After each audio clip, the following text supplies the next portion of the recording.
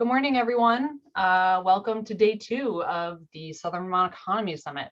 I'm just going to do a quick Zoom housekeeping, although I feel like we could all do this in our sleep, but just as a nice reminder. So we're currently in Zoom meeting. Please keep yourself muted at all times so there's not background noise being distracting. As an attendee, you're able to raise your hand. And in certain portions of this, you'll be able to use the chat box. Those are all at the bottom of your screen on the panel. Towards the end, we're going to have breakout rooms, so you'll have ample time for discussion and chatting with other attendees. And if you have any questions or anything, please just send it in the chat. Those will come to me in the meantime. I want to hand it over now to Bill Colvin, who will welcome us to day 2. Terrific. Thank you, Sarah. On behalf of I am Bill Colvin. I'm the Assistant Director of the Bennington County Regional Commission. For those of you who were with us yesterday, welcome back. For those of you new today, welcome to day 2 of the 2021 Southern Vermont Economy Summit. I'd like to welcome you on behalf of Brattleboro Development Credit Corporation, Adam Grenold and his team, as well as on behalf of the Bennington County Regional Commission. And special thanks to the staff at both organizations who have worked countless hours to pull together what we think and what we hope you will think is a really quality 3 days. We certainly kicked off yesterday in great fashion with a keynote from Tony Pippa of the Brookings Institution, which examined the linkage between the federal policy and community and economic development, particularly rural community and economic development. He dove into the heterogeneity of the rural economy in the United States and looked at it both diversity and inequality. Critical and I think important to the work that we do, and one of the aspects that Mr. Pippa highlighted was the importance of thinking regionally and acting regionally and having that mindset as you look to strengthen the rural economies. It's certainly something we have tried to embrace in Southern Vermont since the inception of the Southern Vermont Economic Development Zone in 2015, as exhibited by this joint effort across Southern Vermont and numerous others. He ended on an optimistic note as we are looking towards some potential new opportunities to strengthen capacity in rural economies that may be coming our way. At lunch, we heard from some new residents who have come to Vermont over the last 2 years, many of which in the last year during the pandemic. We heard some interesting experiences. We heard challenges and successes in their transitions, and really some of the highlights of their tenure in Vermont, as well as what it would take for some of them who are kind of on the fence to make Vermont their permanent home. So I know we'll look forward to a similar panel today. And then we capped the day with some great engaging interviews with both Governor Scott and Lieutenant Governor Gray, with questions and reactions from Southern Vermont young professionals from around the region. So a full day. We think it was an exciting day, and we're certainly hoping and expecting that today will be the same. So again, welcome to day 2. We're excited to have you here. And again, thanks to the staff who have worked so hard on Brattleboro Development Credit Corporation and at BCRC to pull this off. So without further ado, we'll jump into today's first session, which is a terrific panel looking at reframing wealth, which is going to be facilitated by our good friend, I think many of us on this call. I first met Ted when he was a liaison with Senator Leahy, and back in more than a few years ago, but have known Ted for several years, have enjoyed working with him when he was with Senator Leahy, when he was at USDA Rural Development, and most recently when he was Deputy Secretary of the Agency of Commerce and Community Development. Many of you, probably most of you know, Ted has just recently transitioned to a new role as Executive Director of the Vermont Leagues of Cities and Towns. I think consistently throughout Ted's career, he has put his Vermont communities first and has made it, I think, his life's work to try to support them in every way that he can. So Ted, welcome to the summit. We're looking forward to your facilitation of this terrific morning session. Thanks very much. Oh, thank you, Bill. Thank you so much. What Bill's really trying to say in my introduction is, here's a guy who can't keep a job, and how long will he last in his current job before he has to add another one to his resume? Thank you so much. So yes, I am here as your host and facilitator for our Reframing Growth, Vetting Our Values panel discussion. And as Bill just mentioned, I've recently transitioned to the Vermont League of Cities and Towns, where I'm directing that organization that helps our 246 member communities and another 100 or so associate members advocate for themselves in the state legislature at the national level. We help them build shared services and help them with operations like things like insurance and health insurance and unemployment insurance and things along those lines. And we run a great advocacy center that called the Municipal Assistance Center, where from town managers to select board members to planning and zoning commission members, you can call and get legal advice as part of your membership to the league to try to help you solve complex problems. So why am I here today? Well, I'm here because I fundamentally think that reframing growth and vetting our values is key to our communities being healthy, our communities being successful, our communities growing and not stagnating. Because if you're stagnating, your communities will eventually not have enough people to pay the bills, to keep the lights on, and really won't attract new, interesting people to your community. But before we get into that, as Bill mentioned, I hope everyone had a chance to check out, was able to attend. And if they haven't, you can look at the recording of the conversation with Governor Scott and Lieutenant Governor Gray. And an interview that Mike Cutler at CAT TV in Bennington put together. Please take a moment to take that in. And then I hope that you were able to also catch Representative Emily Kornheiser's Young Professional Town Hall, The Future Talks Back, another great example of the work CEBEDS and these two great organizations and all their partners in Southern Vermont are doing to try to engage new Vermonters and young Vermonters in trying to shape the future of our region.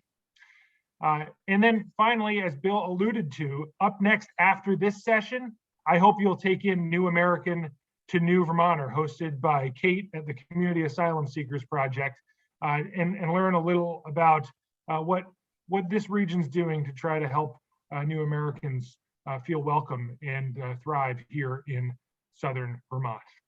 So before that, though, all of this would be impossible if not for people who share the values of CEBEDS and people who want to promote the values of CEBEDS, and that's our sponsor. And today we're really lucky to be joined by the incomparable Lori Smith of the Vermont Futures Project, who has helped educate thousands of Vermonters by now about the economic situation Vermont faces and set out really ambitious goals to try to help us overcome those economic challenges. Lori, she's all yours.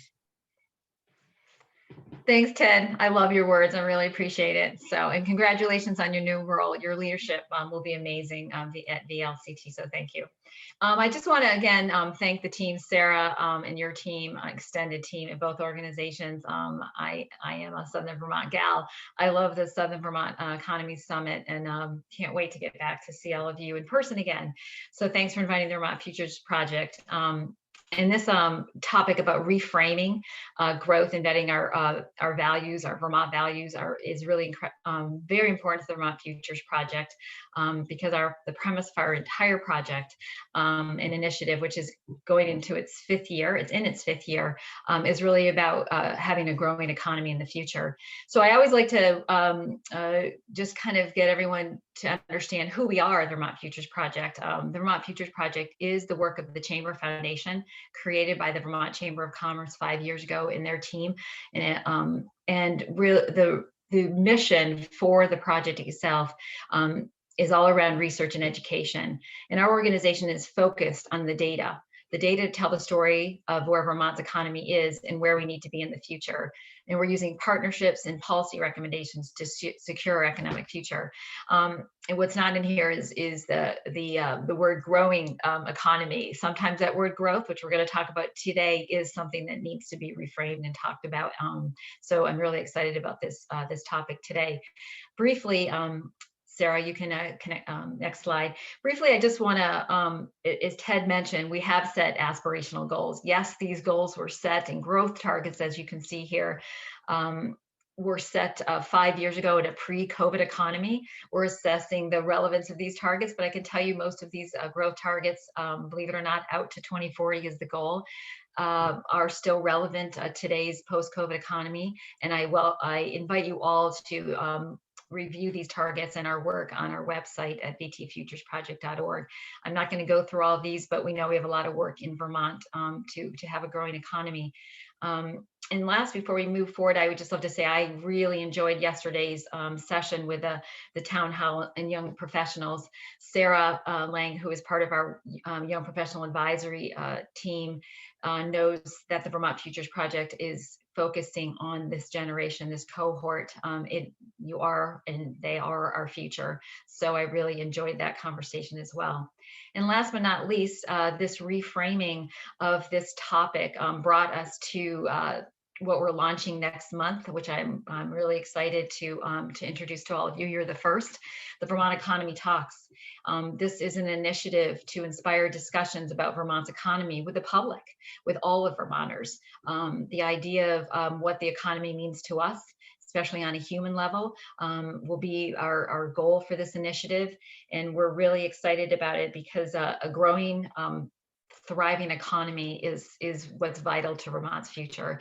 So stay tuned about joining our campaign. You'll see more in the future. And again, I want to welcome the team having the Vermont Futures Project at the table. And thank you for welcoming us here. Thank you so much, Lori. So I want to get into it now. The purpose of what we're talking about today, when we talk about kind of reframing the whole idea of economic growth, I want to share a quick story. About 2 weeks ago, my hometown, not in the greatest part of the state in southern Vermont, but in Williston, Vermont, we have a wonderful example of modern economy in Taft's Corners, where we have kind of the center of commerce in Chittenden County, where big box stores, but a lot of other commercial endeavors have begun happening. And we had a conversation. We had a consultant come in to town and engage community residents, say, what do you want Taft's Corners to look like? And of course, I show up because this is what I do, not only as a profession, but also as a avocation, something I care greatly about in life, about community and economic development. And we have all these great ideas about what we could do to make Taft's Corners a more vibrant, interesting piece of our community. And even in that conversation, in an area that arguably has seen a lot of economic growth, the conversation about any further economic growth continued to be a four-letter word. And the concept that we cannot grow anymore, we cannot allow any more commercial development to occur in an already commercially developed area, including some conversations about protecting wildlife corridors through Taft's Corners and things along these lines. And I stopped and reflected, and I realized, wow, in Vermont, we have simply a different understanding of what economic and community development often means. So many Vermonters think of it as sprawl, greed, money, and a four-letter word. There's no other way to put it. And so today, we've invited 4 business people in Southern Vermont to try to help us reframe that understanding. Because let's be honest, there's no such thing as big granola like there is big tobacco in Vermont, or there's no such thing as big ceramics pottery. This is a different type of economic development and growth we have in Vermont, and it should be embraced, and it should be understood by Vermonters not to mean padding the pockets of Wall Street or something along those lines in exchange for losing our character. And so that's our goal today, is to try to lift up the hood on this crazy beast of the Vermont economy. And so I'm really pleased that we're joined today by Virginia Vogel of Backroads Granola, Elizabeth Buckley of Vishay Intertechnology, Michael Alexander of Recycle Away, and Elisa DeFeo of 21 Ceramics. Before we hear those panelists share their brief stories about what they are and why they're here in Southern Vermont, I'm going to turn it over to Kat, who can talk a little about how this structure is going to work. All right. Hi, everyone. Thanks so much, Ted. I'm Kat Coffran. I'm a small business owner based also not in Southern Vermont, but up in Stowe, Vermont. And I'm so thrilled to be a part of this conversation today. So thank you. I'm here to interject before we get to the meat of the conversation that Ted just teed up for you and tie it back a little bit to something we just heard from Lori, which is a bit of a hypothesis that a few of us have had a chance to talk about lately. And I think we thought we'd seize on the opportunity here and all of you, turn you into guinea pigs to help us explore this hypothesis and start to actually say, we spend a lot of time having conversations like this. You know, all of us, we take time out of our day, time out of our work lives to come together and talk about things that feel really important and listen to the voices of these leaders that we brought together. And what we're trying to understand when we think about the Vermont economy talks that Lori just very briefly introduced is, are these conversations capable of changing minds? Because a lot of what we just heard from Ted, I think in pretty powerful language, requires us to get people to pause, rethink, and possibly reconsider a word like economic growth that, for better or worse, has become a bit loaded and political. So what we thought we'd do today is a little litmus test. We have 3 questions we're going to ask you now. And please be honest, that's what we're looking for, be candid. And we want to start off to just essentially get benchmark the perspectives of the group that we have here. And then we're going to let Ted and the panelists go in and have their conversation. We're going to have some breakouts later at the end of the conversation where we'll get to break into smaller groups and kind of hear ourselves think aloud and chat.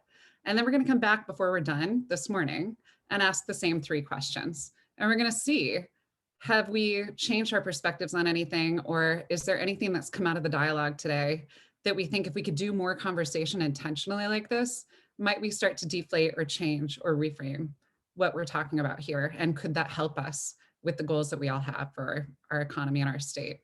So the first one we're going to do, and this is going to test possibly for some of us technology, but hopefully the first one's a bit of a softball warm up. It's a yes or no question. Yes, no, maybe, I think Sarah said. So the first question we're going to ask you is going to come through Zoom, and it's a Zoom poll. So you should, if you look at your screen, get prompted to see the Zoom poll pop up. So you can go ahead and start answering. I'm just going to give you 1 quick minute, but the question is economic growth good or bad for Vermont? So don't answer round 2, answer round 1, click a dot. I'll give you a moment if you need to think about this one.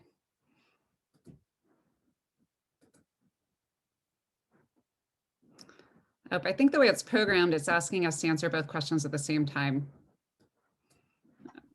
Hold on. I told you this experiment. Fill some time. I have a question. The question says, is economic growth good or bad for Vermont? And then it answers yes or no. I assume yes is good and no is bad. Thank you for that clarification. It is, and while I've got everybody in a captive audience here, I will share I'm a relative new Vermonter. I moved here about 2 years ago next month, before the pandemic. I'm married to a lifelong Vermonter, and I have never lived anywhere in my life that this would even ever be a question. So it's fascinating. As somebody who's been studying your kind, it's still there.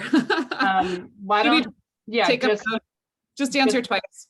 Yeah, just answer twice. I'm not able to edit it on the back end. So it doesn't matter what you say for question 2. We're only looking at question 1. All right. Take a few seconds and answer that.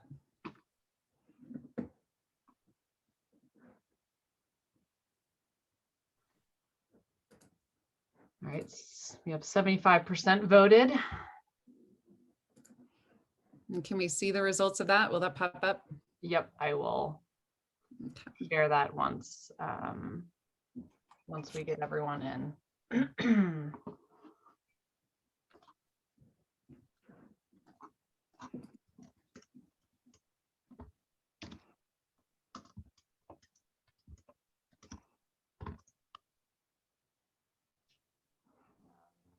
All right, we're waiting for about 10 more people.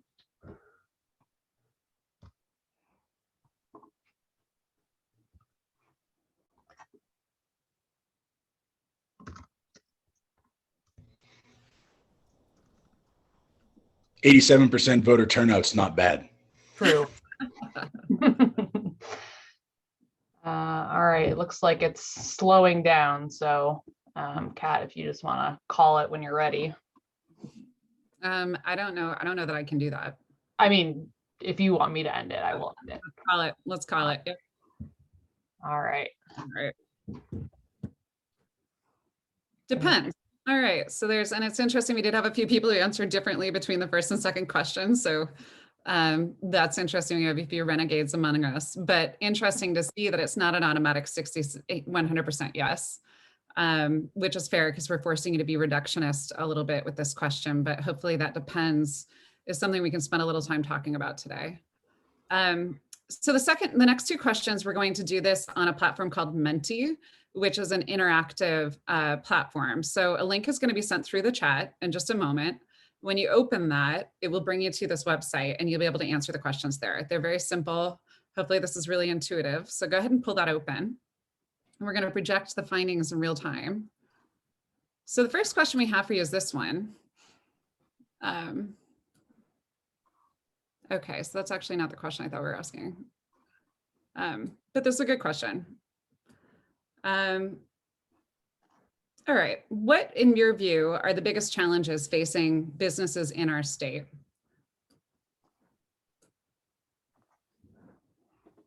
And you should be able to type in your answers and it will create a bit of a word cloud to show us, get a feel for our answers.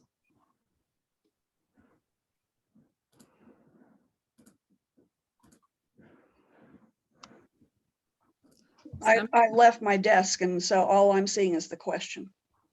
Okay, so if you look in your chat, you should have a link, Okay. a platform called Menti, and you can answer the question there. I'm going to give us just about 3 minutes to quietly think and answer your questions here. And we're going to be capturing this, so we appreciate you going through this with us, taking a moment, give us some language. We really want to hear from this group in particular.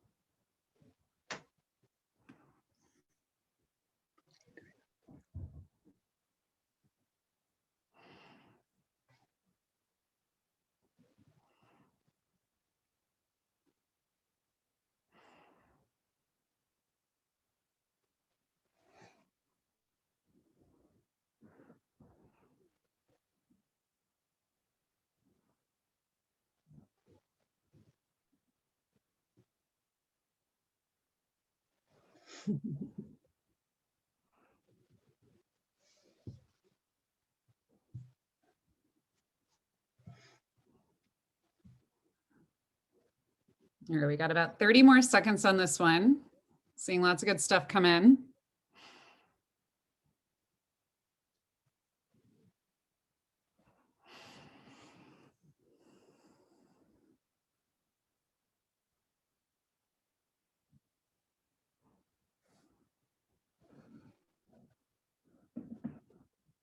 All right, 10 seconds. Final words.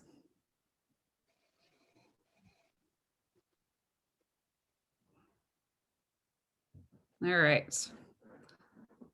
Okay, I don't know if it's possible to close since it seems like it keeps changing, but let's see if we can get kind of a final glimpse, or we'll just move on to question 2. Okay, we'll start again. I'm going to give you 3 minutes. How would you say that our economy reflects or embodies our values as Vermonters? And this is an effort a little bit like what Lori was saying earlier to see if we have a shared perspective of the connection between what we value and the economy.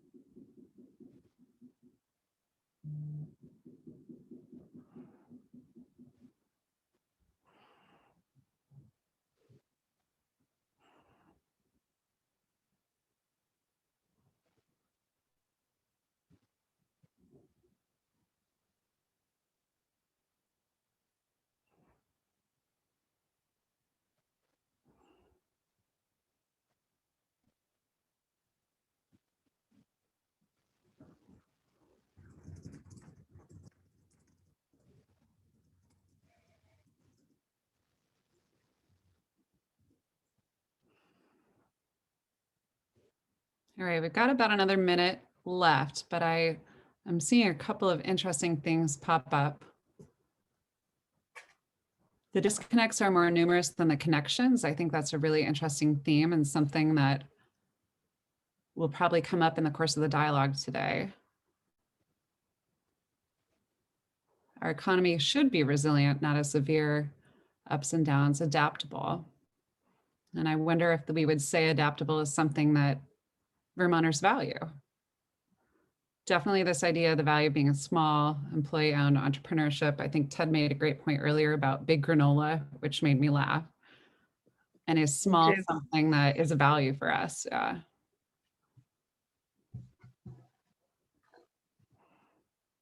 Consider it. I'd be curious to hear from our panel today about how they feel some of these values play out in their experience being business owners. And 20 more seconds. I'll be quiet for a moment, give people a minute to think.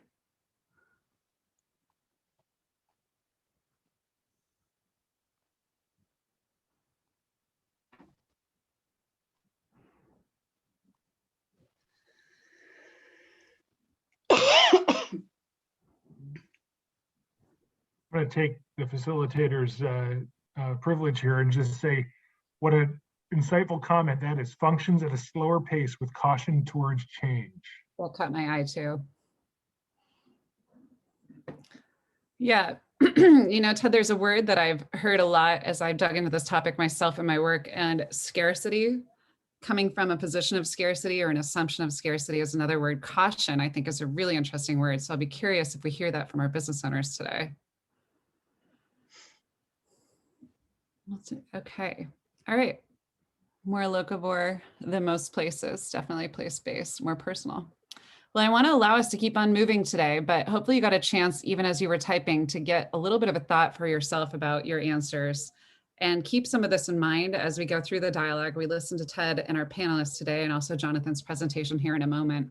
And then when we go into breakouts, we'd love to see if you find your answers to these questions starting to change, or maybe things can come up that you might not have considered before. And we'll bring these back up and be able to possibly do a side-by-side at the end of the session today and see if the conversation starts to morph in any way. I know it's just one panel, but it's really interesting to see how this starts to impact each of us in the way we think. So with that, we'll move on. Thanks for participating in our great experiment today. Before we move to Ted and the panelists, I'd like to introduce Jonathan Cooper, who is Community and Economic Development Specialist at Bennington County Regional Commission. He's going to just give us a couple of basics of the regional economy. Kick it over to you, Jonathan. All right, thank you very much, Kat, much appreciated. So let's just share my screen if I can, and we'll do a few brief slides. Hoping that all of you can see reframing growth, vetting our values. I know that there's really the bulk, most important part of this conversation or this session is yet to come, so I will try to limit my comments to just a few minutes. That really tries to frame sort of the status quo, and then take a peek at where the status quo is leading us that I think might be helpful for informing this conversation today. As you all know, in Vermont, our values are all around us. We will see them in the policies that, for example, move the slide here, keep billboards off the roads. Oop, hang on, I'm attempting to move a slide. There we go. They keep the billboards off the roads, and in the programs that encourage and incentivize downtown developments, village center developments, small scale community clusters dotted throughout the state. But we also see it in the policies that were just recently assessed by the state auditor, Douglas Hoffer, where we support an industry that 93% of Vermonters believe is important to our state's sense of self. And at that point, we're talking about our own sense of self. And sometimes taking these, this comes from a report issued this week from the auditor's office. So we're looking at how is the state supporting the dairy industry? And there's a variety there you see on the right side of your screen.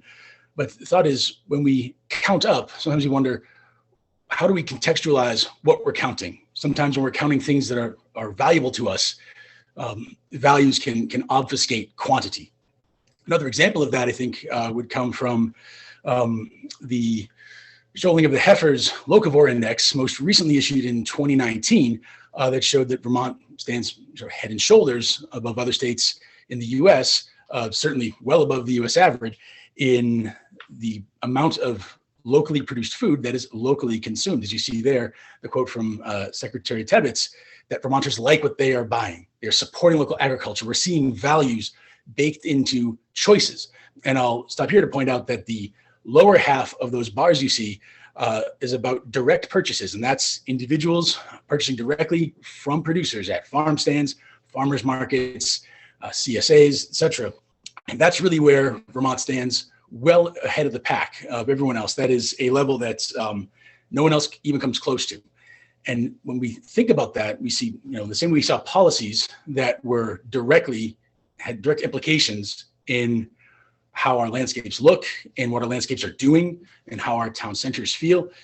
Here we see the notion of collaboration, cooperation. I think, as all of us here in Southern Vermont know, if you'd like to go to a farmer's market on Saturday, there's one in Bennington, there's one in Brattleboro, there's one in Londonderry. If you want to go on a Friday, there's one in Arlington, there's one in Townsend, there's one in Bellows Falls. There's a little bit of coordination that goes on among those entities to make sure that there's an ample opportunity for all residents and that there's an ample opportunity for all producers. So opportunities are created for those matches to take place. But one of the most relevant questions here is how much is that $104 million in annual spending, both direct and institutional purchasing?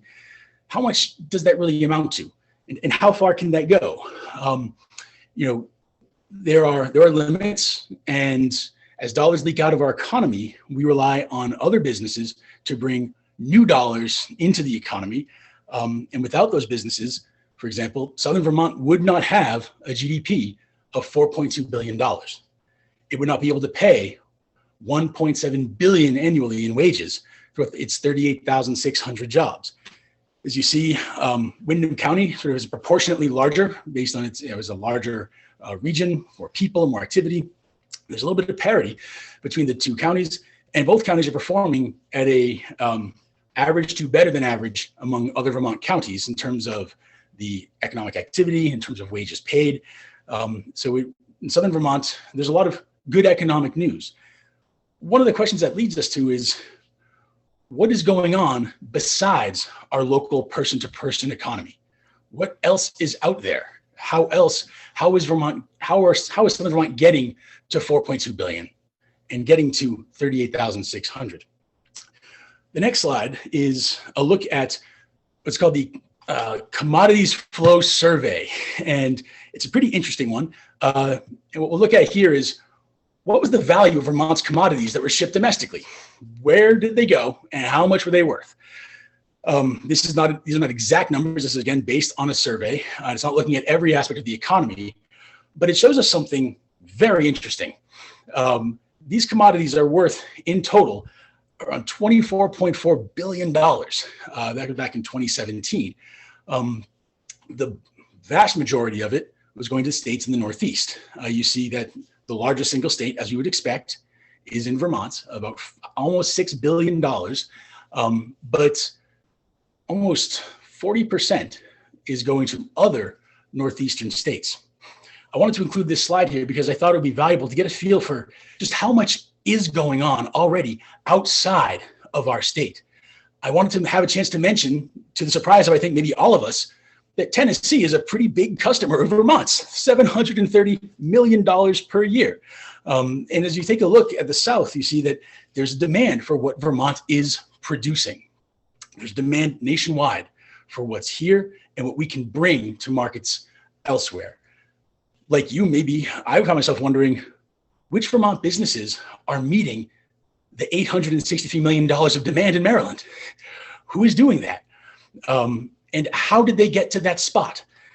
As we've mentioned, in local economies, the concern is what you lose. That when you spend money on gasoline or spend money on something from Amazon, those dollars leave our economy forever. And we focus quite rightly on ensuring that what we have, we're able to keep for as long as we can. but there's a whole other side to this that's worth mentioning. And these are also part of our values that I think we would like to talk about today. And we'll have a really good opportunity to hear from some businesses who are addressing that non-Vermont piece of the pie, that 75%, for example, that's represented here. So I just wanted to sort of bring that in as a prompt, as sort of a little bit of a surprise, and to sort of shine a light on the entities that are making the pie bigger for all of us, both in terms of municipal and state coffers, household spending, prosperity, and activity throughout Southern Vermont. So I'll end the share there, so to speak, and return the microphone to His Eminence, Mr. Ted Brady. Jonathan, that's a great graphic. Thanks for sharing that. That really shows you kind of the value add that our businesses, even in that commodity space, are giving to Vermonters, building things and importing dollars. So I'm going to go down through our 4 panelists now, and I'm going to ask a series of questions. The first question is the intro question. And so please, panelists, when I ask the question, if you've prepared something that doesn't answer the question, don't worry, go with what you've got. But my question, and we'll start with Virginia from Backroads Granola, is please, can you introduce yourself and can you tell us what you do and why you do it in Vermont? Well, you know, I think my husband and I moved here in the 70s, and as some of my marketing materials say, we were crunchy granola people that moved to Vermont as part of the Back to the Land movement.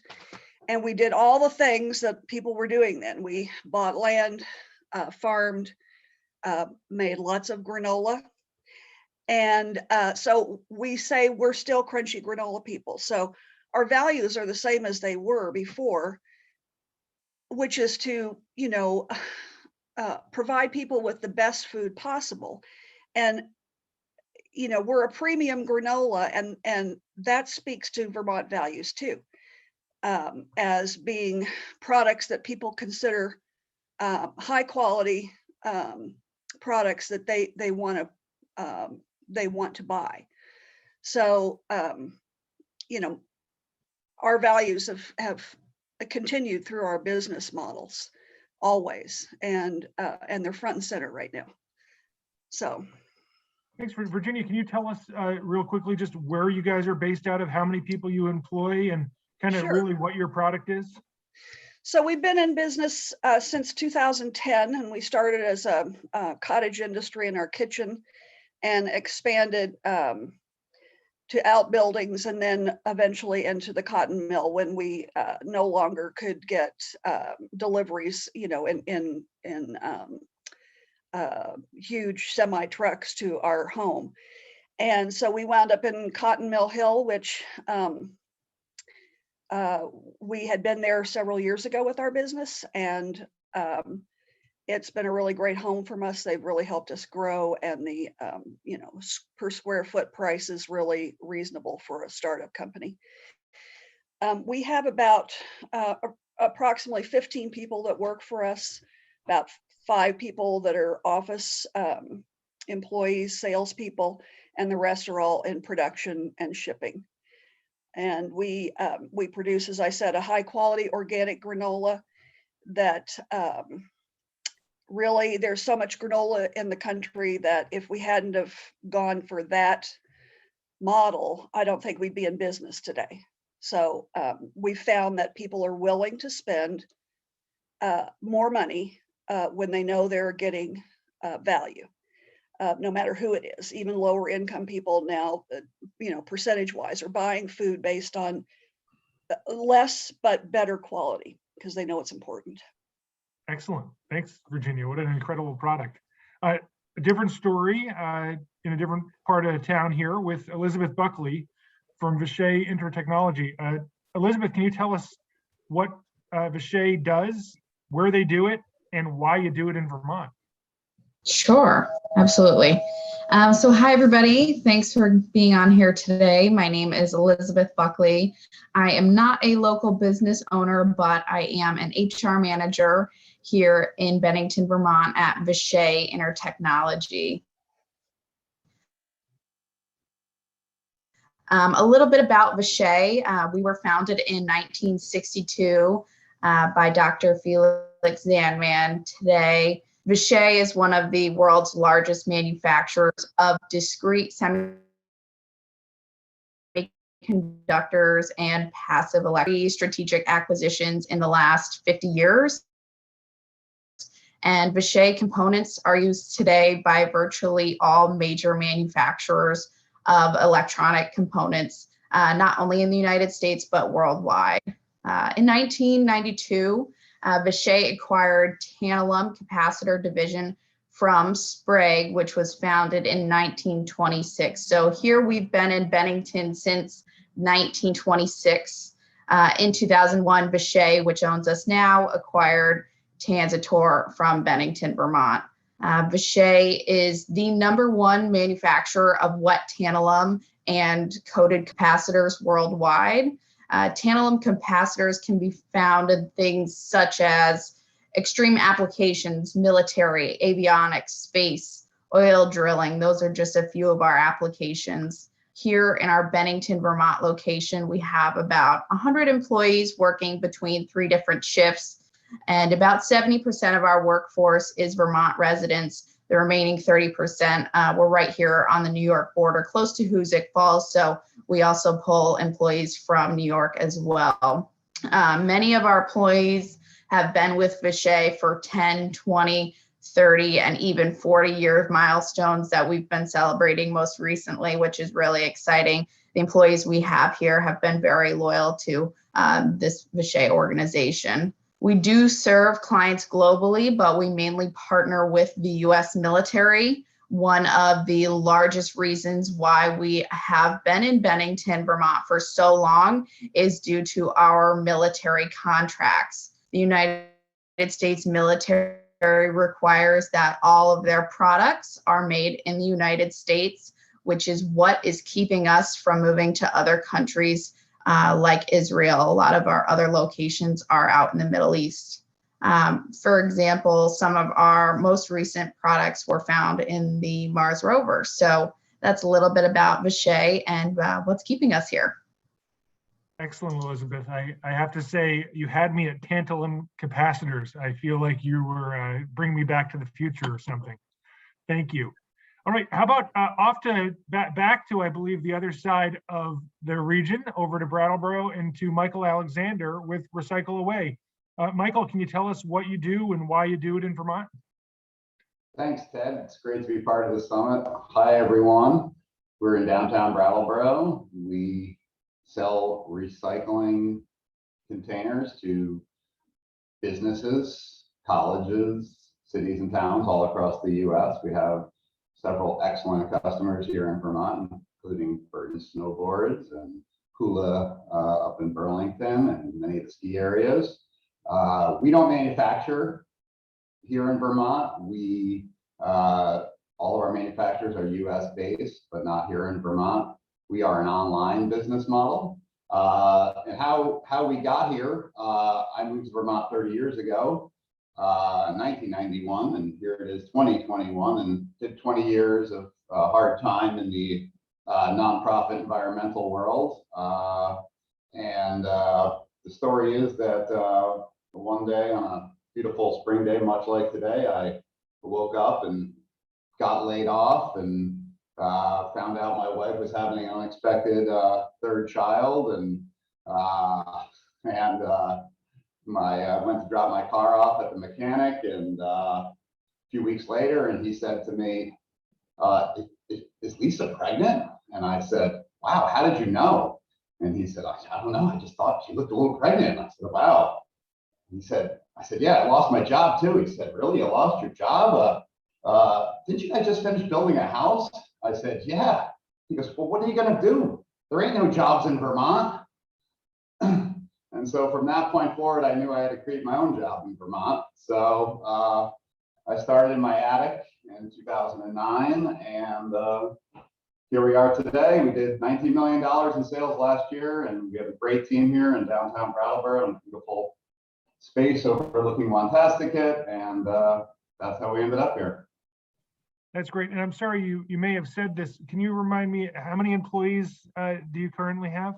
12 employees. 12. Thanks for reiterating that. Big recycling in Brattleboro. What a great story, and what a great reminder when people talk about economic growth. It's sometimes people who are restarting both a new expanding family and expanding business. That's just great. Let's go just up the hill, I believe, back to the cotton mill, if I'm right, Elisa DeFeo of 2-1 Ceramics. What do you do and why you do it here in Vermont? Hi, thank you so much, Ted, and thanks for including me in the panel. My name is Elisa DeFeo, and we are in the cotton mill building, and my husband and I started this business about 8 years ago when we lived in the rural South, moving from Tennessee, North Carolina, Virginia for various artist opportunities. So what we do in the studio is we are a small scale ceramic production studio, and we work with designer clients, primarily producing housewares that are in different types of clay. We use different industrial processes for making our objects. And so we wanted to move to Vermont. I wanted to move to the Northeast, primarily because we really wanted to live rurally and be closer to metro areas like New York and Boston and Philadelphia. And then my husband got a teaching job in Southern Vermont. So we moved our 3 kids up here, and we moved into the cotton mill building in 2017. And mostly it was myself working in the studio, just fulfilling orders with a designer client out of Brooklyn.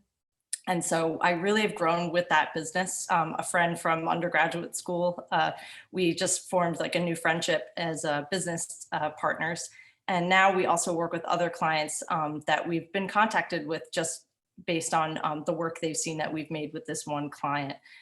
So what we're excited about for the future of our business, right now it's myself, 2 full-time employees, and then 1 part-time employee. So we're getting a lot of different clients that want an object made for like a restaurants, hotels, as far as lighting. So those are part of the clients. And then we really make these other small homeware objects, vases, planters. And so, yeah, we're just really excited about being in Vermont because we actually get lots of connections from businesses, designers outside of Vermont, and because they really support the values of the state of Vermont. We didn't really think about that coming here. We were just excited about the affordability of the space at the cotton mill building, and just the way of life for our kids, the good schools. So there were just lots of perks personally to be in Southern Vermont. And then but we're finding that a lot of people are drawn to Vermont made products. So we're really excited about growing our business. Through this past year, our business has probably quadrupled in production. So that's been really encouraging and exciting for us. All right, before this is over, I expect you, Elisa, to hold up a piece of your pottery to show us all. Sure. So I want to go quickly around the horn here and ask our 4 panelists this question, and you've all alluded to it. How do you import value to Vermont? How do you import dollars? And Elizabeth, I think you one-upped Jonathan, who claimed, oh, look, we're sending stuff to Tennessee. And you said, yeah, well, I'm sending it to Mars. So can you, starting with Elizabeth, can you tell us how your business is actually importing and really value added? When I say value added, I'm not talking turning milk into butter. I'm talking turning people's labor into dollars coming into Vermont. Can you talk about that, Elizabeth? Yeah, sure. So as I mentioned, we not only partner with the U.S. military, but we provide our products to companies such as Apple of that nature. So we are sending our products out across the United States to other big businesses that are using capacitors and wet tantalum that we are making here. There you go with the tantalum again. Tantalizing tantalum. Do you have a single customer in Vermont? I do not believe so. Wow, and what a value-added business that is. Virginia, during our pre-call, you were sharing how your customer base is growing outside of Vermont. How much of your business is Vermont? How much is the rest of the country and international? And how do you bring that value to Vermont? Well, I couldn't see that whole chart that was on the screen, but you know, because we started in Vermont, most of our customers are in the Northeast. But we have customers from all over the country, a lot on the West Coast, and we're a direct distributor, which is unusual for a company our size. Many small companies start as a direct vendor where you send your product directly to your customers. But we've continued that business model, and it's really,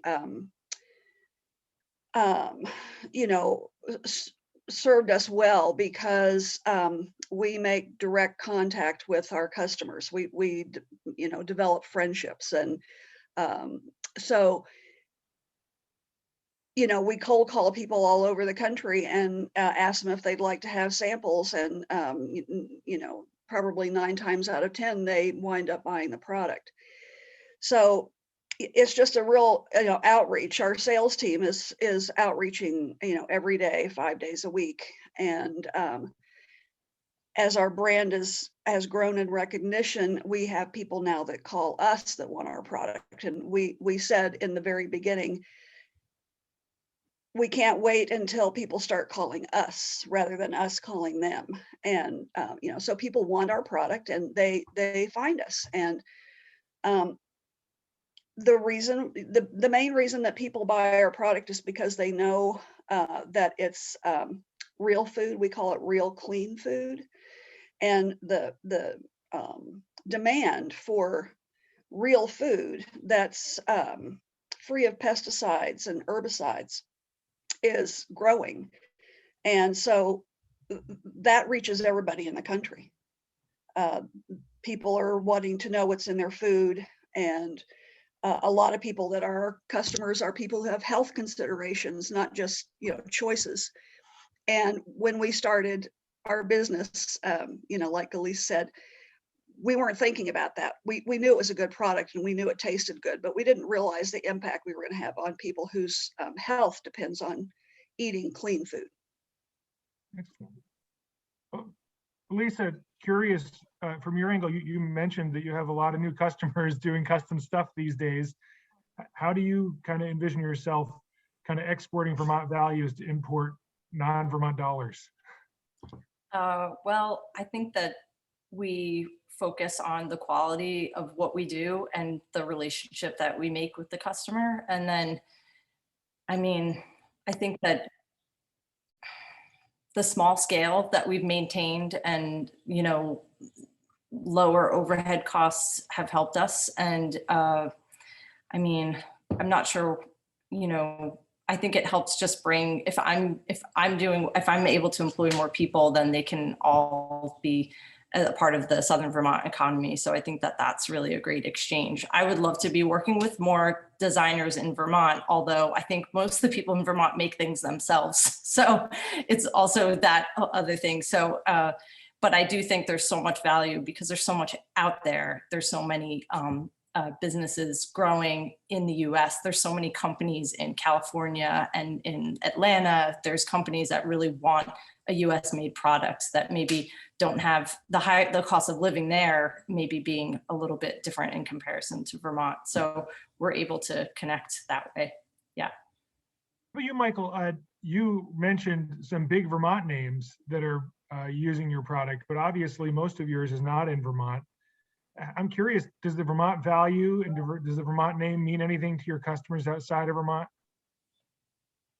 We don't promote it front and center, but I'm sure it means a lot to our customers because we have such a great team here, all from Vermont, and it just kind of our whole vibe is friendly, professional Vermont.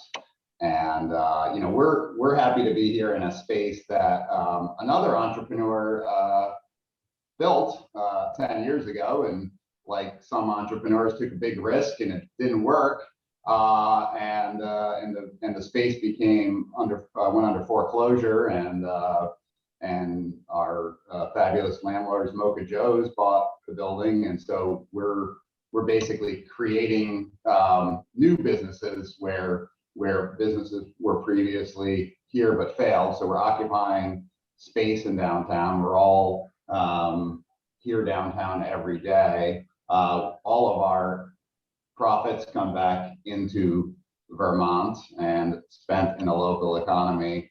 And we really benefit from being in Vermont. In many ways, our business has adapted to the type of workforce that Vermont offers. For instance, we've been very lucky to find people with great personalities, great phone skills, great computer skills. One thing we haven't really found here in Southern Vermont is people with real seasoned sales professionals.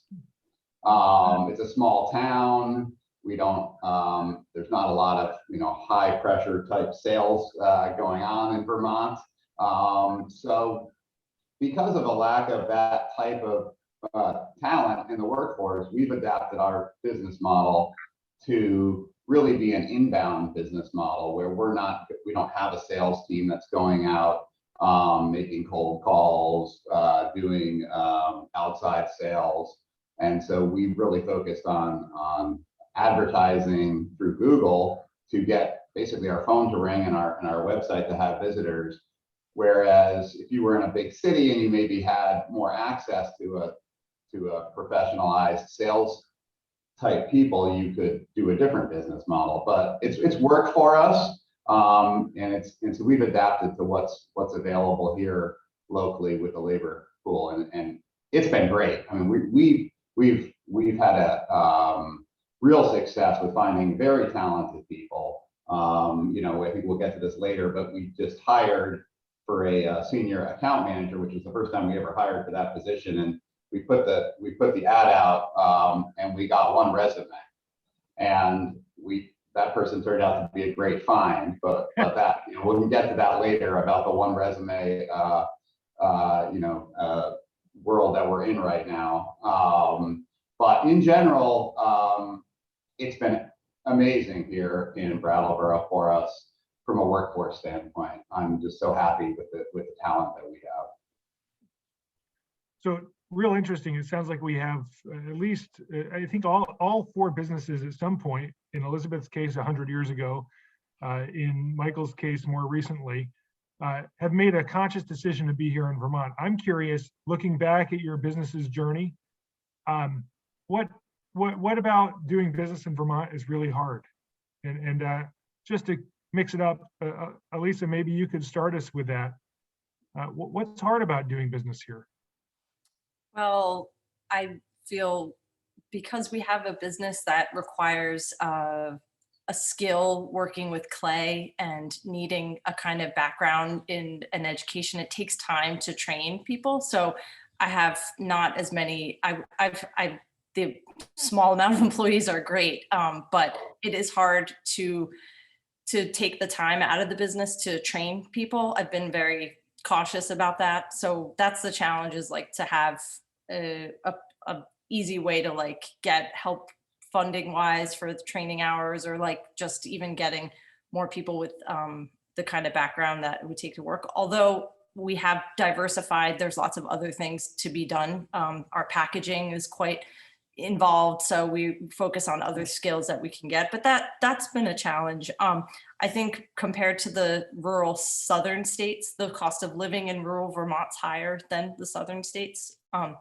That's what we found when we got here. I think we knew that going in, because we knew that the public schools were going to be better than where we had lived in the rural South. So those are really the only two challenges: finding a skilled worker, and the rural costs of living. It's great. Virginia, how about you? You'd think that a granola company in Brattleboro, Vermont would have absolutely no obstacles, because you are the poster child for the type of economic development we want in Vermont. But have you had challenges? You're muted, Virginia. I'm sorry. Maybe I did that to you.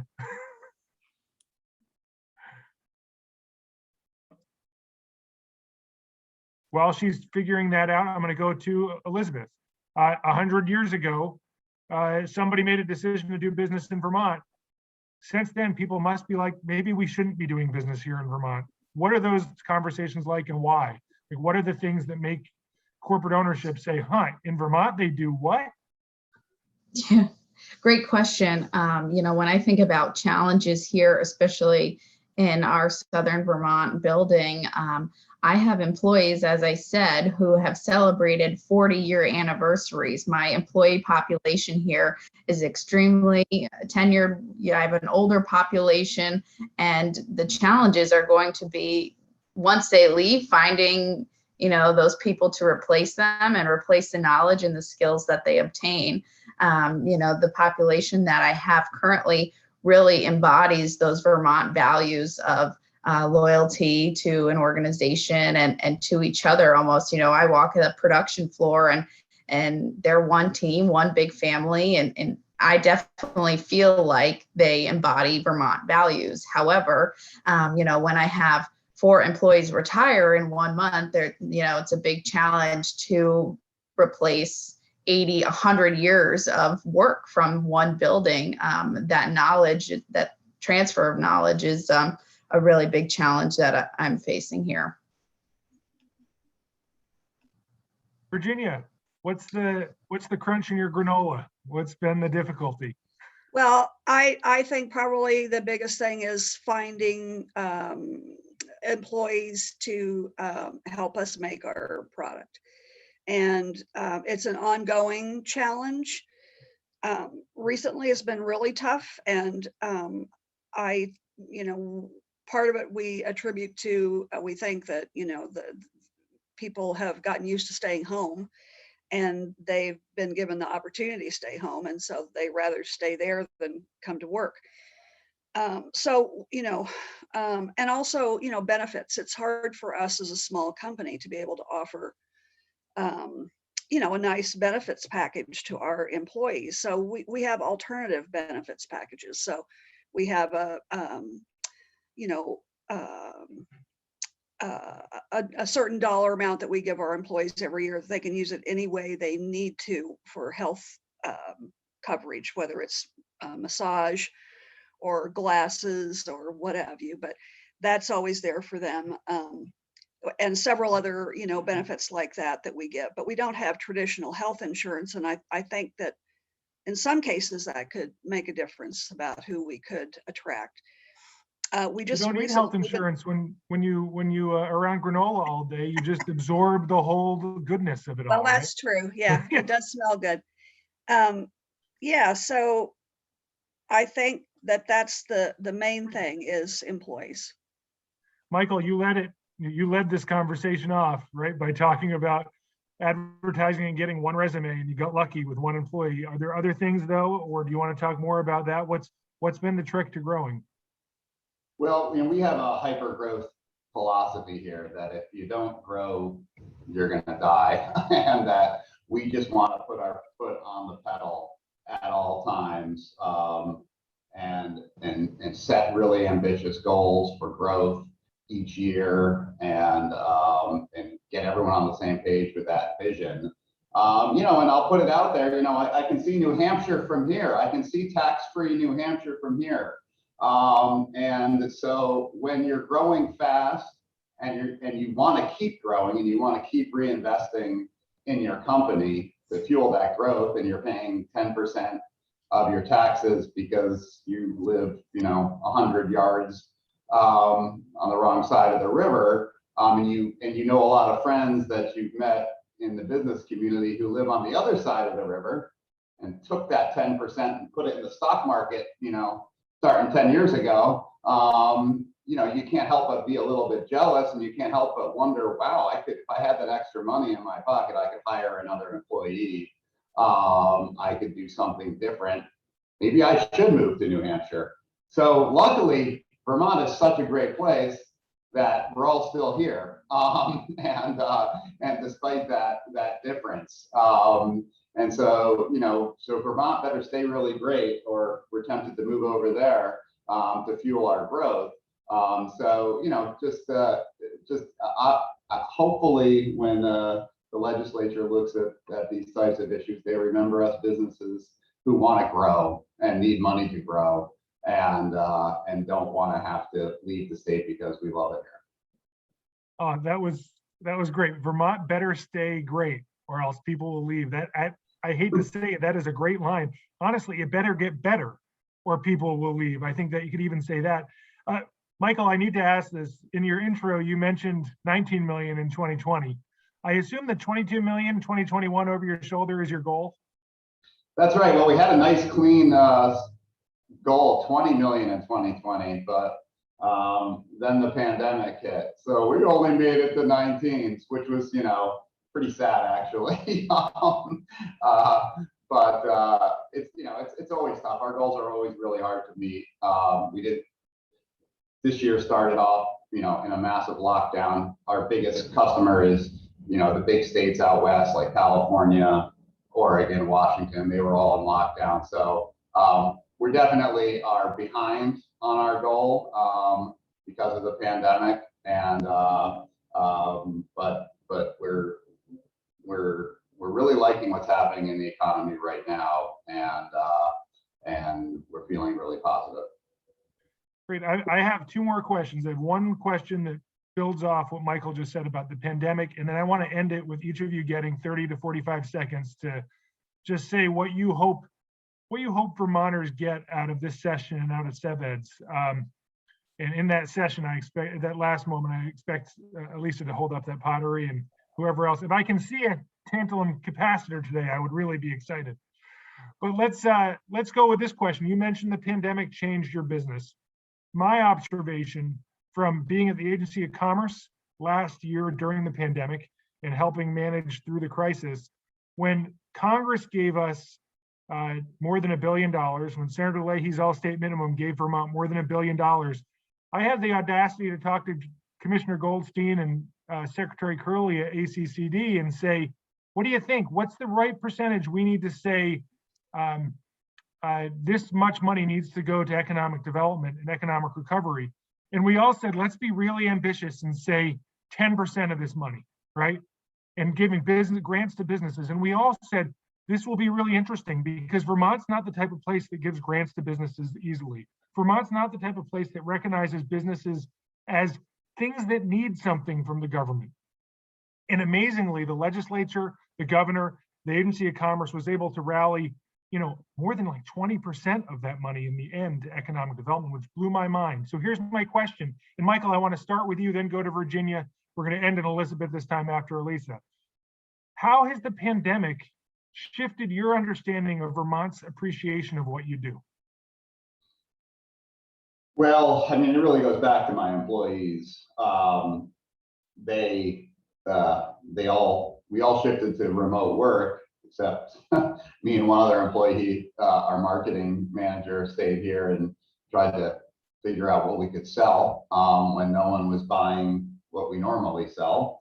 And so just the kind of bootstrapping that and flexibility of the workforce, to go to their house where they had the barking dogs and the kids, and to work the long hours and to do everything that was required to keep us alive, right? We were in survival mode at that point, and if you don't grow, you die, and there was days where we thought we might not make it. The PPP loan was a ray of hope when it came. It was the first public money we've ever taken. It kind of met the type of public money or type of money we like. We don't want money that we have to pay an interest on. I can just go to a bank and get that money. So why do I don't want that money.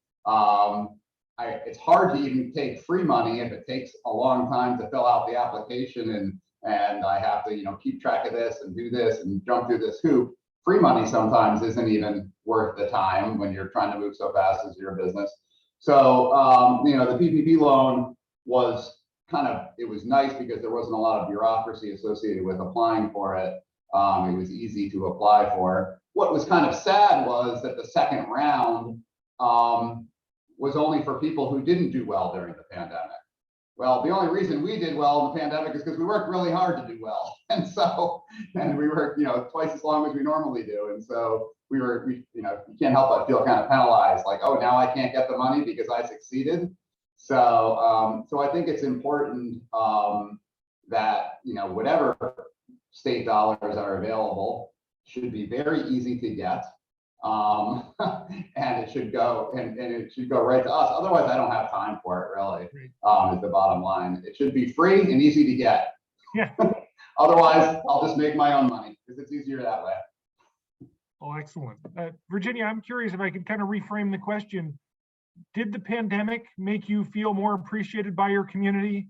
And have the values of Vermont and the value of economic growth in Vermont kind of changed because of the pandemic in your mind? We're muted again, Virginia, I'm sorry. I keep forgetting. I don't really know that I can answer those questions directly, but I can say that, as Michael, our employees, they really wanted to keep coming to work. And so we all said we have to be safe inside work and outside of work so we can keep our doors open. We were, an essential business, so we were always able to keep producing. We didn't make our sales goals last year by any means, but we were able to continue to pay people and actually make a small profit. We got money from both rounds for PPP, and I think that our bank, Brattleboro Savings and Loan, and the BDCC were really instrumental because they said, this money's coming, the forms are going to be available, you need to jump right on it. And so we did. We had someone in the office who could devote time to go do that immediately. And the first loan has been forgiven, which is just phenomenal. We've never had that kind of money from the state before. I think someone really made them understand that small businesses were going to go under if they didn't get the help to keep people working. And we appreciate that so much because without it, we would have had a big loss. We wouldn't have shut our doors, but we would be really in the red now. So business is growing and we're getting back on track. And customers, all of our customers have been really supportive and our online sales have really grown. So Lisa, I assume you have a similar story. I'm curious if maybe a different angle is, what do you think we need to do to keep that respect for and importance of businesses in the mind of public policymakers? How to keep it at post-pandemic, you mean? Yeah. Well, I think everything that the state's done, as far as for myself personally, the schools opening in the fall was a big deal. So that fact that happened just changed our whole, my husband and mine's lives in a huge way. So that was really supportive. Being so small, I didn't qualify for a lot of the small business recovery money, but that was, we're small scale, but I think because we stayed small scale, it was just myself working from March 2020 till January 2021. It was just myself. So all the hours I could get in this building were very valuable. My kids being at school, access to the building were so many positives. So I think just keeping that going, I think being cautious about opening up the state will be really good for both. I think for many families and for many people, that'll be really helpful. But yeah, the state's obviously shown its support of small businesses, and the small business ethos is just a part of Vermont. You can just see that. So even through the pandemic. Elizabeth, anything you'd like to add?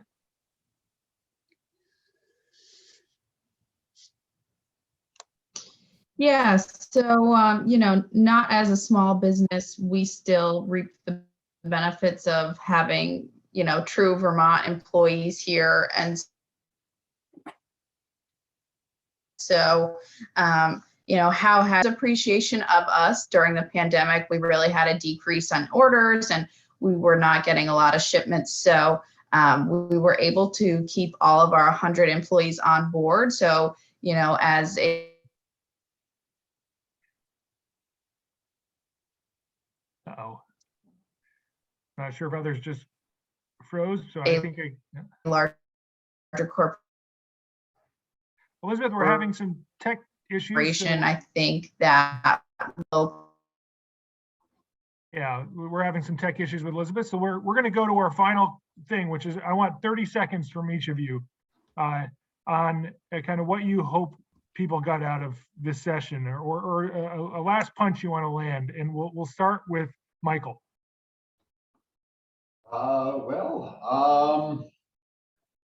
We've kind of flown under the radar of public assistance for business growth. We've been lucky enough to grow on our own. And now that I feel like now I'm on the radar because I'm finally participating in an activity like this. So it's great. It's great that way. But I mean, I can't help but feel like we've been kind of just, it's been up to us, right? And that's really what it is when you're a business owner. And the pandemic was an existential threat to us, and it was our first one. I always thought that the threat that was going to take us down was, the internet was going to break, or Google was going to change the rules of the game somehow, and that was the biggest threat to us.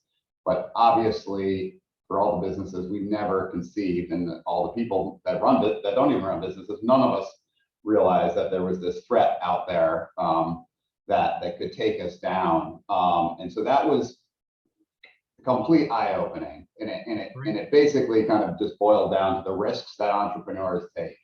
So 1 week you can make $20,000, and then next week you can lose $20,000. And what if you lost $20,000 for 10 weeks in a row? That's where that money comes from. It doesn't come from the business. It comes from the business owner. So that's a harsh reality. When the pandemic set in, that it's not the business that loses the money. Just break out your checkbook and start writing checks for $20,000 a day or a week. And that's the risk you take as a business owner. And that's an extreme risk. We're all trying to do it. Perfect ending. Elisa. Here we go. Oh, look at that. Wow, neat. You are muted. So. Sorry. Here's a planter that we make, and it comes with a tray at the bottom. And final thoughts are just that we're excited about being in Southern Vermont, and I think people who want to start a business should feel like the excitement about sharing what Vermont has to offer with other places, and don't be, and being excited about growing in a way that feels comfortable for you and your family and for your community, and connecting with your community either through education or just bringing in for a workshop or whatever, showing what you do. And just about sharing. I feel like that's like what I hope people can kind of get, is the confidence and the excitement about sharing what you do, what you make, and the values you have.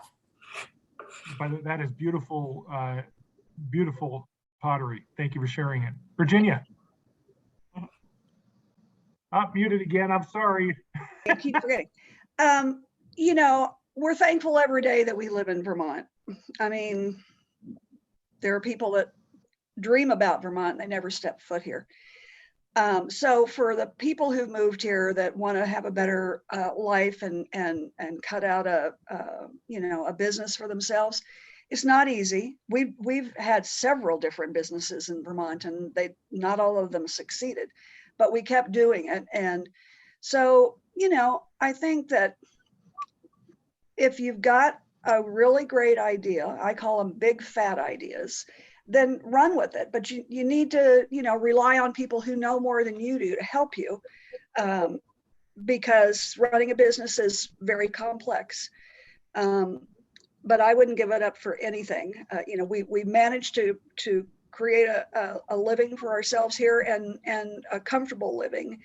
And that was kind of elusive for a long time, but we finally got there. And as I've said before, making a good relationship with our bank and with the BDCC has been invaluable to the growth of our business. And those people are our partners, and we rely on them to help us. Excellent. Elizabeth, 30 seconds. Yeah, final thoughts. We would not be the business we are without the Vermont employee base that we have. The employees locally here are just hardworking employees who are really loyal and fantastic at their job. As I said, with our 10-year population and an aging population, we just would not be who we are without the loyalty of the Vermont people. Well said. So I want to close it by saying you've all demonstrated what it takes to run a business in Vermont, the obstacles you face, the things that are great about running a business in Vermont. And I want to end it with this. When we talk about changing people's perspectives on economic growth and what the term economic growth means and whether it's a bad word or a good word, my point is it's a complicated word. And if we want people like this to exist in Vermont and to thrive and build jobs, right here, we're looking at more than 125 jobs, 150 jobs just in these 4 people. We need to have policies in place that allow them to do what they do. And that requires really a complex policy understanding. It's about childcare, it's about education, it's about healthcare, but it's also about economic supports. 2 of these businesses work in buildings that are supported by an economic development entity that receives taxpayer dollars. And it does that because we want these people to grow and do neat things here. We want them to take risks here. I can't thank the panelists enough. I think I'm going to turn it over to Kat now, who's going to tell us about the next portion of this session. All right. Wow. Well, that was amazing. I'm sure that I'm not the only person who has a bunch of thoughts flying through my head, but I'm actually going to invite RT to jump in and talk to us about how we want to do these breakouts. Great. Okay. Thanks, Kat. And thanks so much, Ted. And thanks so much to our panelists. Really fascinating discussion. There's 72 folks, according to the participants little number that I see. And we're going to take you all now and make you engage with us in some breakouts to talk about some questions that I'll pose in just a moment. So you're gonna go into a breakout room, and that'll happen automatically if you've not experienced this. We're going to spend about 20 minutes in that breakout room talking about the questions that I'll pose in just a moment. And then after 20 minutes, you will receive there's a little timer that you can see on your screen, but you will then be pulled back into the main room, and we'll do a recap and close out the session. So I'm excited. I think I'm going to be in one of these breakout rooms to have a discussion with folks. So I'm excited about that. And the questions that you're going to be pondering are the following. The first one is, what is the one thing that surprised you in today's discussion? One that immediately comes to mind is that Virginia, you're the crunch in Ted's granola. So that's one thing that surprised me today. The next question is, did anything you heard change your perspectives from our opening questions, and how so? And the third question is, if you could broadcast one thing you learned from today about business in Vermont to all your neighbors and local friends, what would that be? So those are the 3 questions. I think I'm going to lean to my colleague Sarah now, who will do something automagically where we will be transported into our breakout sessions. Yes, let's hope it works. So I have randomly assigned everyone into a room. Once I open the room, fingers crossed, you should just automatically be pulled. If not, there should be something that pops up that asks you, do you want to leave the main room and go to the breakout room? So each one of your groups has a facilitator. They'll sort of prompt the questions, and you have about 20 minutes. So let's see how this works.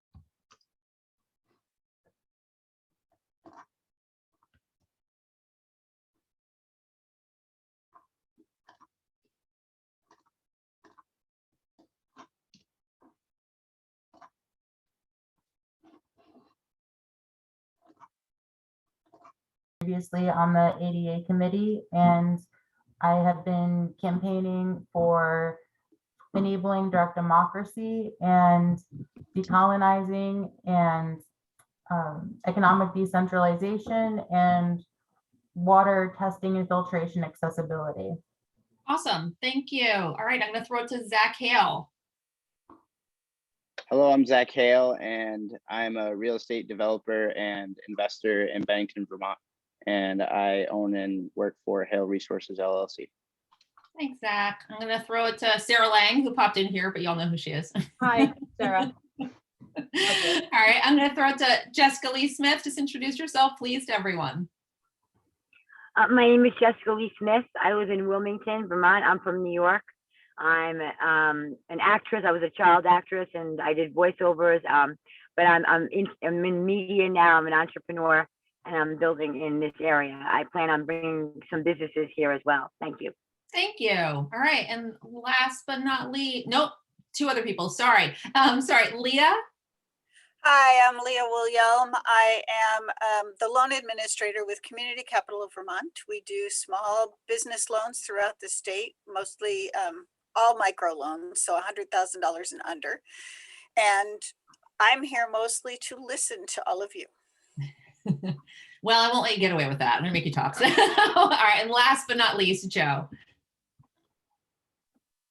Hi, I'm Joe McLeod. I was formerly with BMH and I now work at Southern Vermont AHEC, which focuses on early pipeline development for healthcare careers. And I'm the healthcare career educator there. Great. I did not know that you'd taken on that role. I'm so excited. That's wonderful.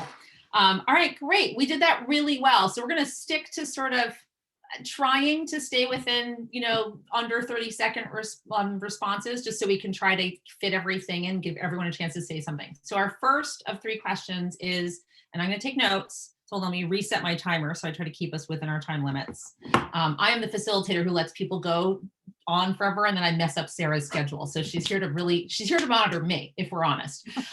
So the first question is, what is the one thing that surprised you in today's discussion? So I'm going to go back around in the same order that you are on my screen so I don't lose track. So Meg.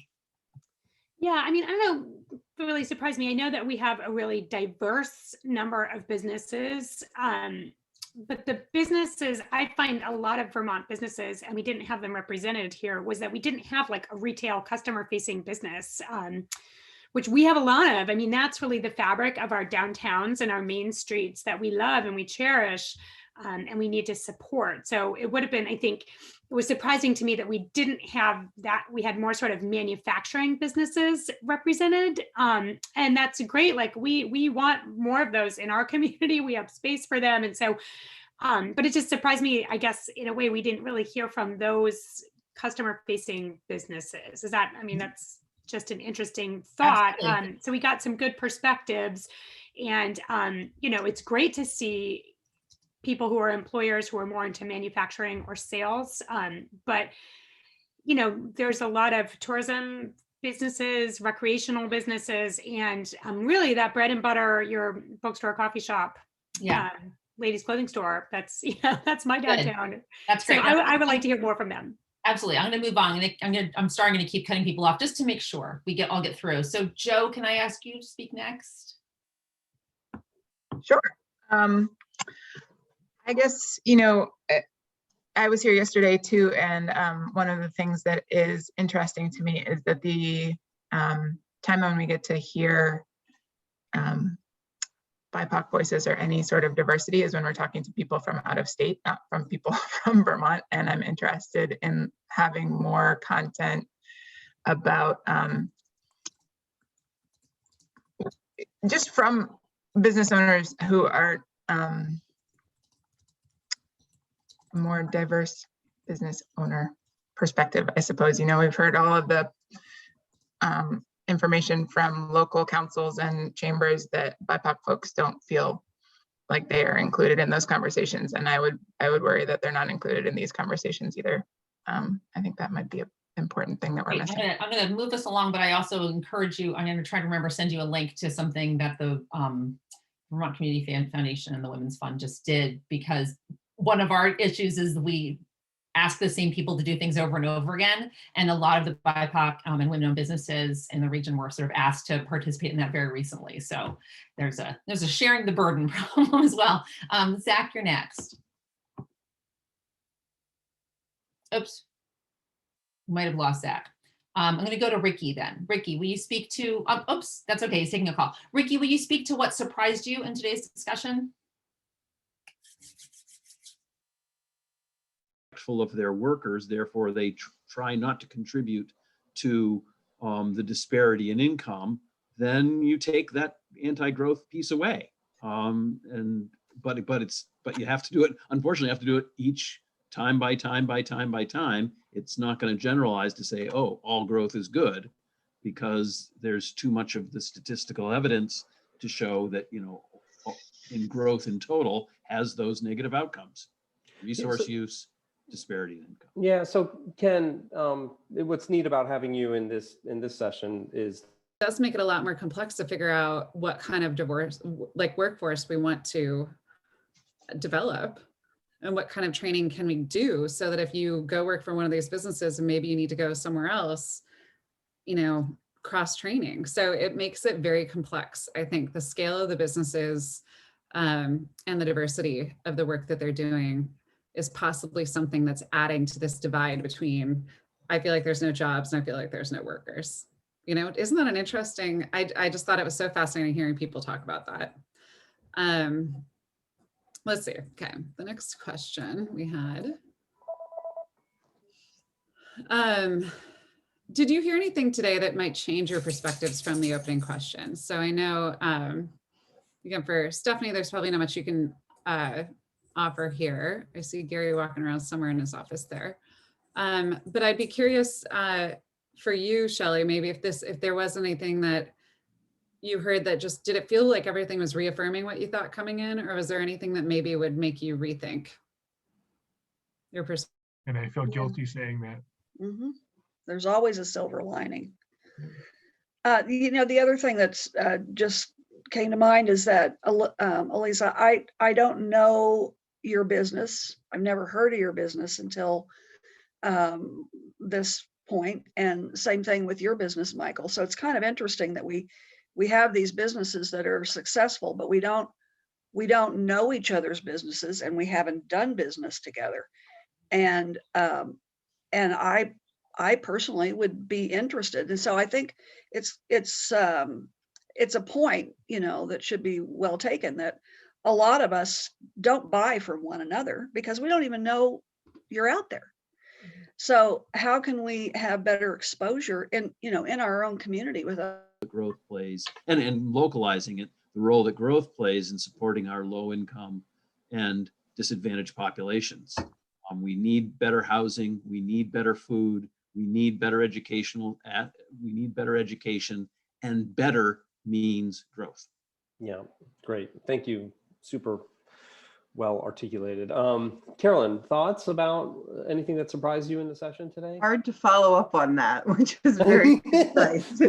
I thought, the choice of companies is non-contentious. You didn't bring in an outside company that has exploitative wages like the service industry.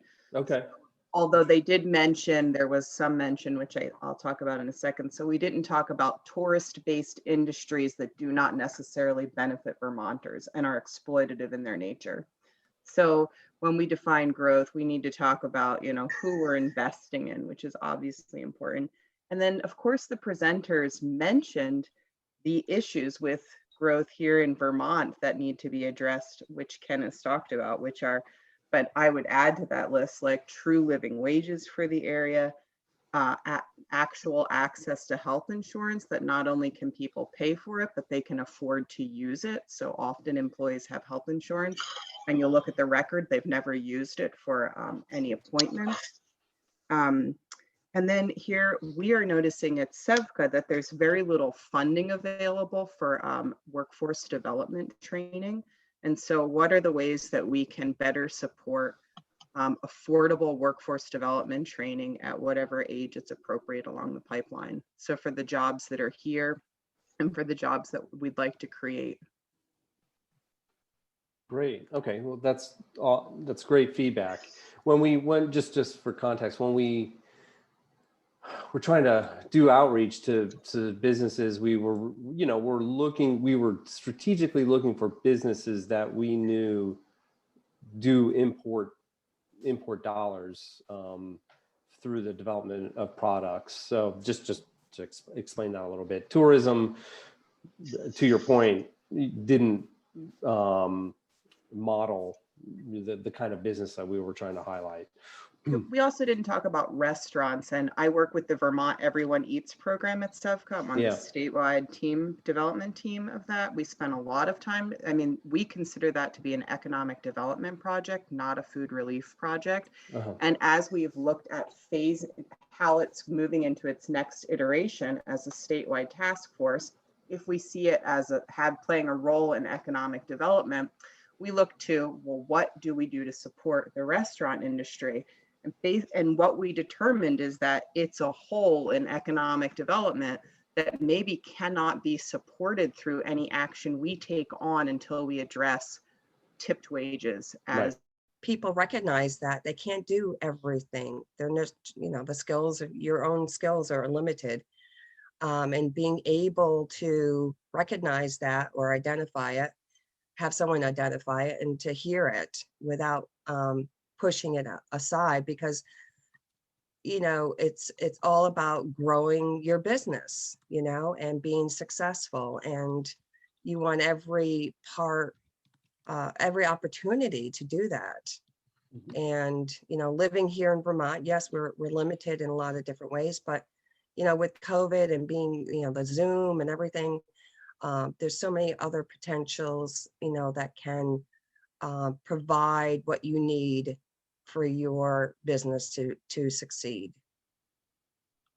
That's about it.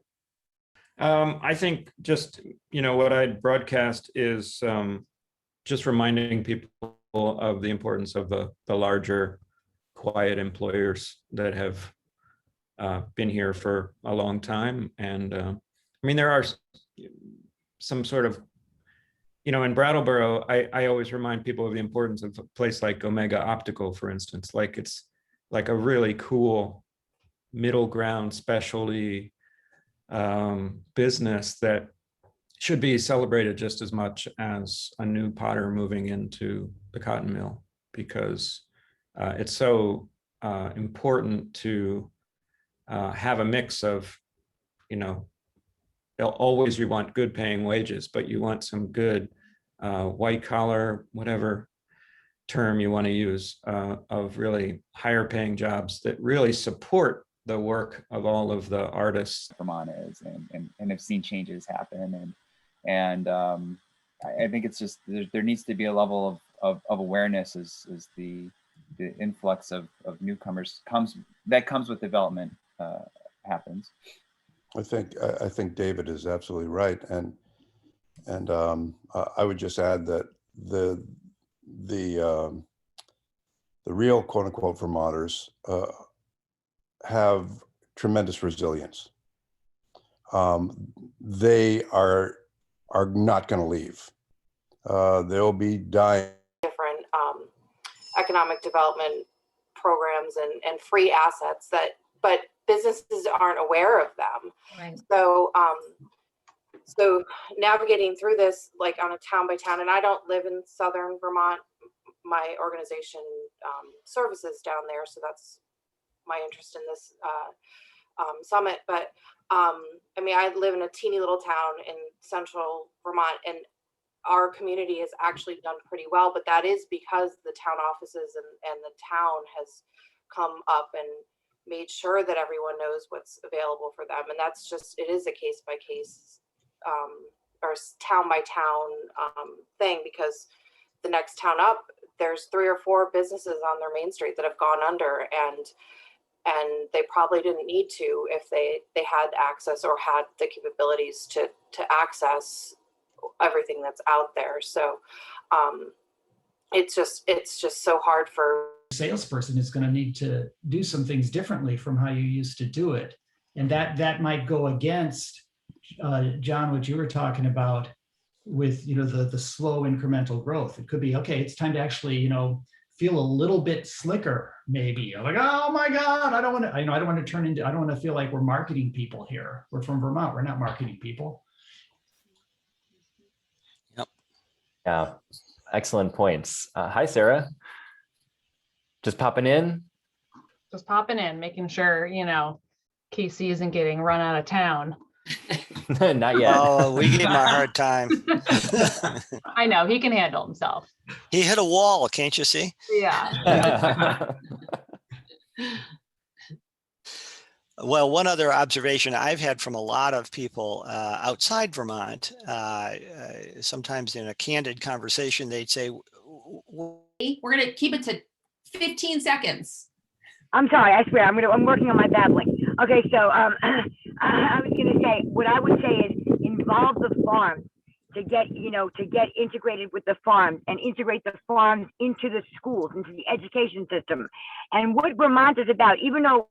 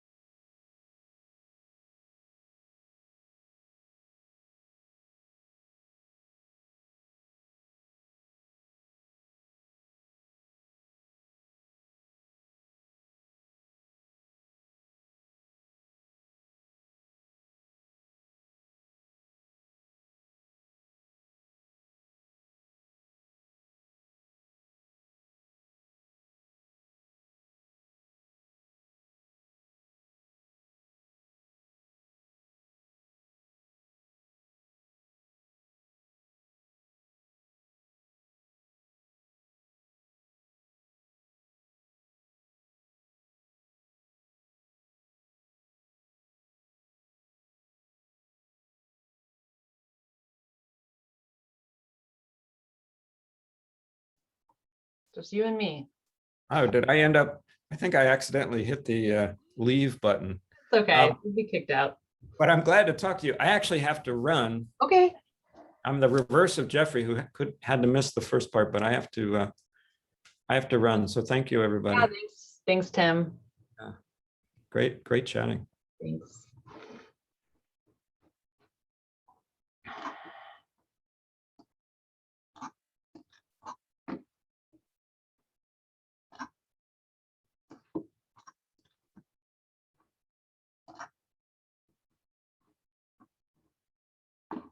Just waiting for everyone to come back. They have about 60 seconds to finish up their conversations.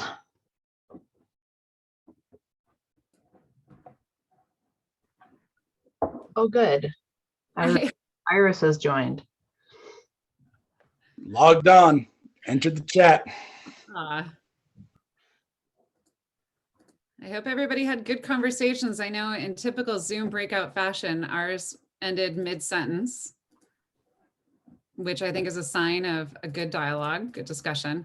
In the interest of time, why don't I jump in and I'll just share a couple of thoughts and comments. And we did want to stay true to our experiment and run the same questions we had at the beginning. Unsurprisingly, we've lost a few people, but 51 coming back into the group I think is great. So if you'll bear with us, we thought we'd try one more time these questions.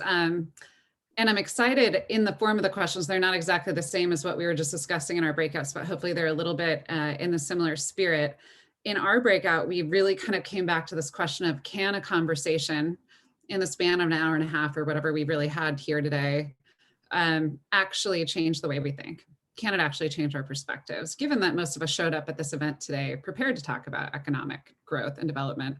And what we discussed was maybe it won't wholesale change, but it certainly gives you new ideas or perspectives. We did enjoy talking about what surprised all of us and discussing that.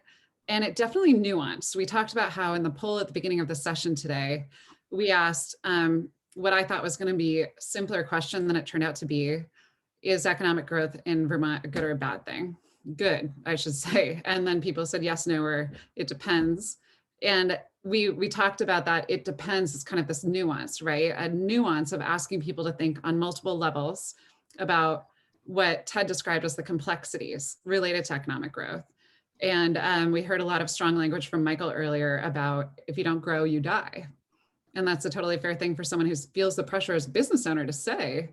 And yet we're still questioning what growth is good or what growth is not good. So those are some of the things that we appreciated and I think would have loved to discuss even more if we had time in our group.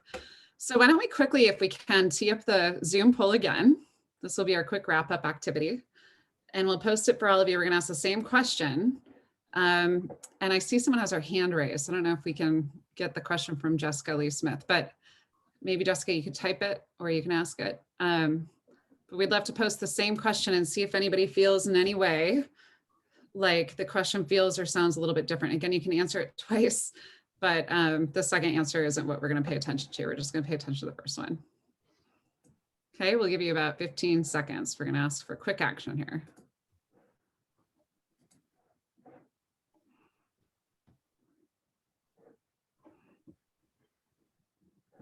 I feel like we need Jeopardy music here. You could sing us a little tune. I know RT has some theater background. Hey now. Ah, now you share that. That would have been convenient earlier, RT. All right, why don't we go ahead and close the poll? Let's just take a quick look and see.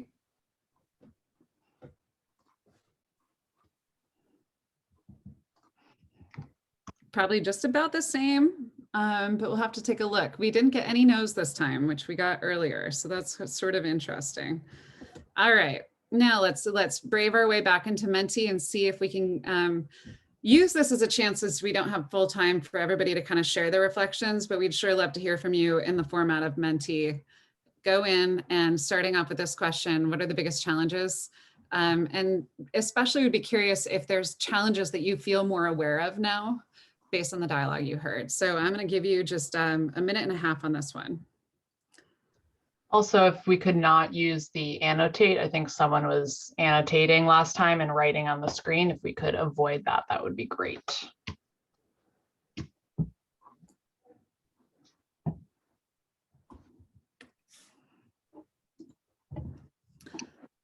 right, let's see. Yeah, we did hear a lot about retention. I know in our group, we talked about workforce as a word doesn't feel like it quite does justice to the nuances of what we heard. And we talked about the diversity of the businesses we had on this panel being one of the challenges, that you've got some specialized labor that we need that adds complexity, especially when you're working in small towns with small populations. And when you're not necessarily going to share your workforce across all four of the businesses we heard from today. Let's see. Staffing, yeah, lots of technical assistance, finding employees. I think a lot of us were really struck by Michael's story about getting one resume and yet it being a great fit. So it doesn't always work out that way. All right, let's give 10 more seconds. If you have anything else to add, thank you. This is great. Childcare was a really interesting topic. And willingness to change. I remember this morning earlier, somebody used the term stubbornness, which I thought was a great term. Could probably unpack that a little bit more. All right, we'll stop that one. And let's do this quickly, another minute and a half. How would we say our economy reflects or embodies our values? And again, just try to filter in anything specifically related to thoughts you've had while listening to people talk today.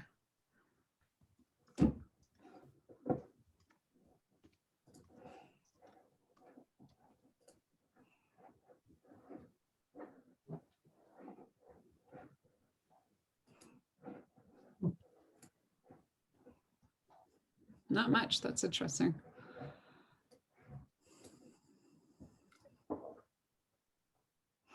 A place where people are willing to take risks. You know, that was another thing I wrote down from Michael when we were talking about what essentially were barriers. How can we remove barriers for businesses in our state to do what they need to do? And Michael talked about making it easier for entrepreneurs to take risks, because if you aren't able to take risks, how can you be an entrepreneur? So if we feel like that's a value in our state, how can we more closely match that with the way that we're removing barriers for risk taking? Tiny and entrepreneurial.